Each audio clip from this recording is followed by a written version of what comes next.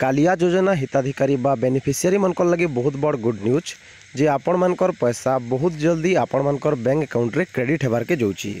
कहले बोले already Kaliyar official website रे देखे दूचे जे आपण मानकर पैसाटा बहुत जल्दी आपण मानकर बैंक अकाउंट रे क्रेडिट हेबार लई जाउची आउ सेथिर लागि हेले आपण मानकर बैंक अकाउंट रे आपण मानकर आधार कार्ड के लिंक कर दोन जिनका कि आमे डीबीटी कहसु बा डायरेक्ट बेनिफिट ट्रांसफर कहसु सेटा आपण मानकरटा एक्टिव हेतिबार कथा आउ जेन भी बैंक अकाउंट रे सेटा एक्टिव हेतिबा से अकाउंट रे आपण मानकर पैसा पड़वा। तो जदि आपण माने एते बेल जाक भी कालिया योजनार माने